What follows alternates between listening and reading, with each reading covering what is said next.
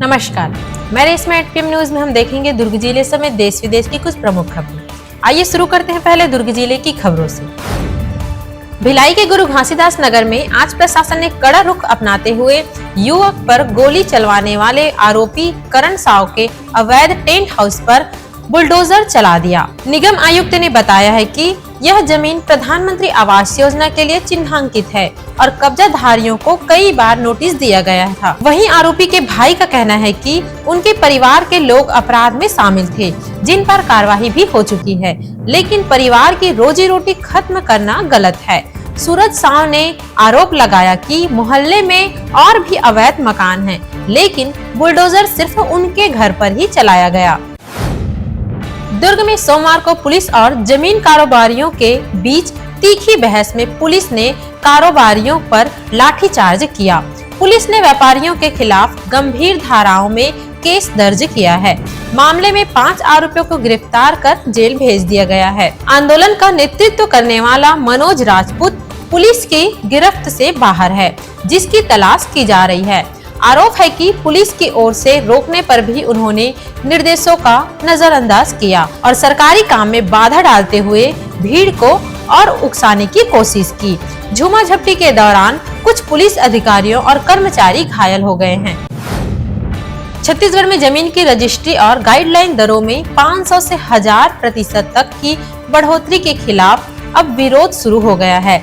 इसी को लेकर वित्त मंत्री और कलेक्टर दुर्ग को एक ज्ञापन सौंपा गया है, जिसमें इन पर बड़ी दरों को तुरंत वापस लेने की मांग की गई। ज्ञापन में कहा गया है कि अचानक बढ़ाई गई गाइडलाइन दरें न केवल नियमों के खिलाफ हैं, बल्कि इसमें जमीन के वास्तविक मूल्य और बाजार मूल्य में बड़ा अंतर पैदा हो गया है। मध्यम वर्गीय परिवारों की रजिस्ट्री का खर्च कई गुना बढ़ गया है, जबकि जमीन का असली मूल्य उतना नहीं है। दुर्ग जिले में कुत्तों के बाद अब जंगली सुअरों का आतंक लगातार बढ़ रहा है। संतोषी पारा निवासी राजकुमारी देवांगन बैंक से अपना काम निपटाकर घर लौट रही थी। तभी सेक्टर 1 स्थित CIMF कार्यालय के सामने अचानक जंगली सुअर ने उन पर हमला कर दिया। इस हमले में महिला को गंभीर चोटें आई है। परिजनों ने उन्हें तत्काल सुपेला अस्पताल पहुंचाया, जहां से हालात गंभीर होने पर उन्हें निजी अस्पताल रेफर किया गया। इस घटना के बाद आसपास के निवासी दहशत में हैं और कार्रवाई की मांग कर रहे हैं। दुर्ग सिटी कोतवाली इलाके के हरिजन मोहल्ले में एक सामाजिक बैठक आयोजित की गई थी। बैठक के दौरान एक ही परिवार की महिलाओं ने लोगों से गाली गलौज शुरू कर दी और उनके साथ मारपीट की। इतना ही नहीं, उन्होंने धारदार हथियार से मारपीट करते हुए वहां मौजूद लोगों पर टॉयलेट क्लीनर फेंक दिया, जिसकी चपेट में आकर 3 लोग घायल हो गए, जिन्हें आनन फानन में अस्पताल भेजा गया। इधर सूचना के बाद मौके पर पहुंची पुलिस ने टॉयलेट क्लीनर फेंकने वाले सभी को हिरासत में लेकर कोर्ट में पेश किया गया। फिलहाल आगे की जांच जारी है।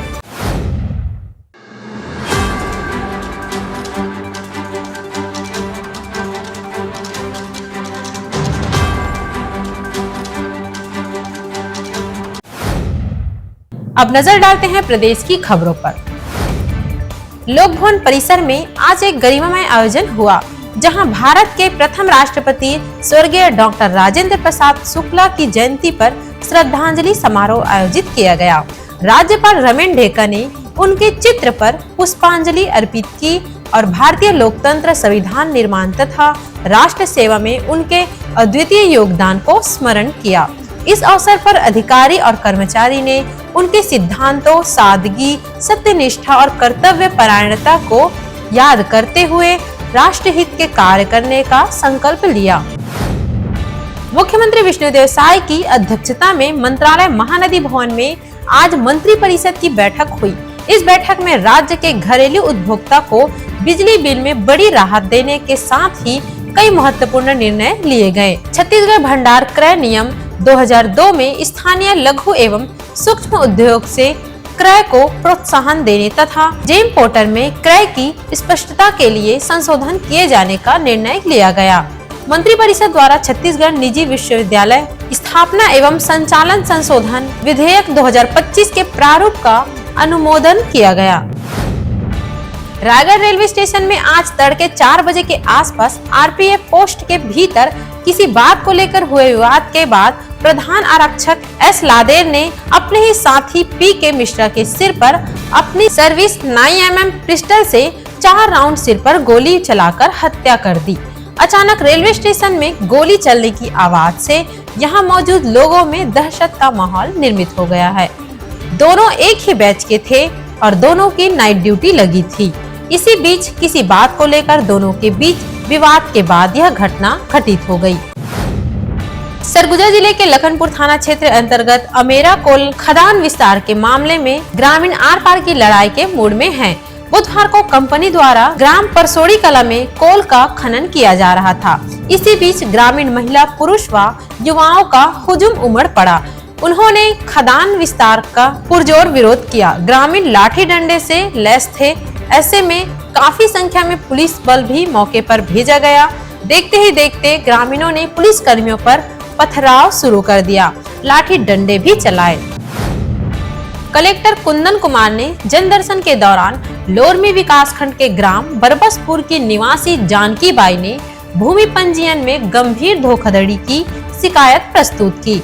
जानकी बाई ने बताया कि राजस्व अभिलेख में उनके नाम दर्ज 1.5 एकड़ भूमि को रिकॉर्ड दुरुस्तीकरण के नाम पर आरोपियों ने छल पूर्वक अपने नाम पर रजिस्ट्री करवा लिया। रजिस्ट्री में दर्शाई गई 6 लाख रुपए की राशि उन्हें ना तो नगद मिली है और ना ही उनके बैंक खाते में हस्तांतरित की गई है। आवेदिका ने आरोपियों पर सख्त कानूनी कार्रवाई की मांग की। शिकायत पर कलेक्टर ने सख्ती दिखाते हुए अधिकारियों को तत्काल जांच के निर्देश दिए हैं।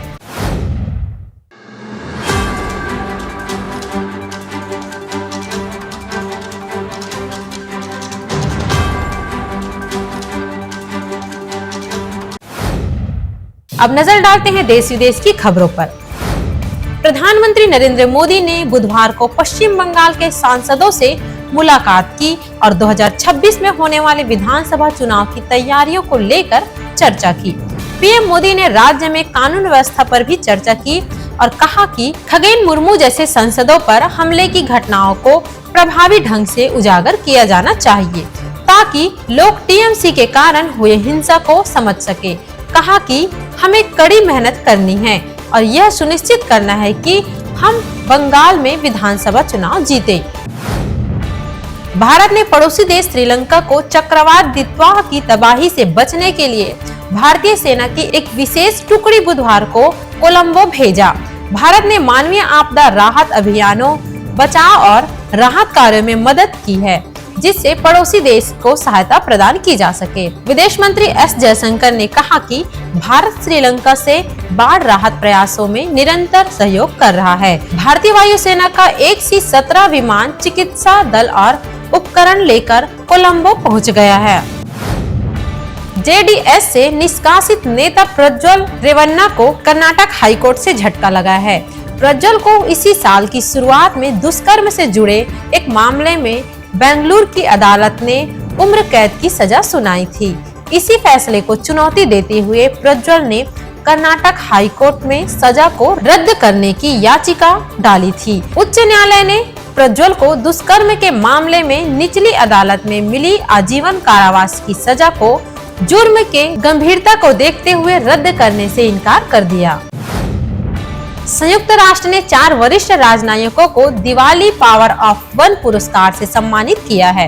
यह पुरस्कार यूएन में अमेरिका के पूर्व कार्यवाहन स्थायी प्रतिनिधि राजदूत जोनाथन राफेल कोहेन, यूएन महासभा के 78वें सत्र के अध्यक्ष और यूएन में त्रिनिदाद और टोबैगो के पूर्व स्थायी प्रतिनिधि डेनिस फ्रांसिस, यूएन में स्लोवेनिया के पूर्व स्थायी प्रतिनिधि राजदूत दर्जा बादाज कुरेट और यूएन में कजाकिस्तान के पूर्व स्थायी प्रतिनिधि मगजान एलियासोव शामिल थे।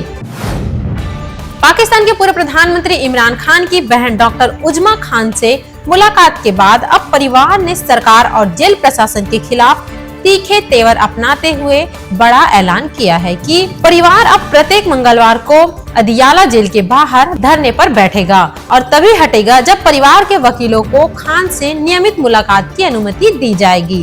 डॉक्टर उजमा खान ने इमरान खान से मुलाकात के बाद कहा कि उन्हें दिन के अधिकांश समय सेल में बंद रखा जाता है। तथा किसी से भी बातचीत करने की अनुमति नहीं दी जाती।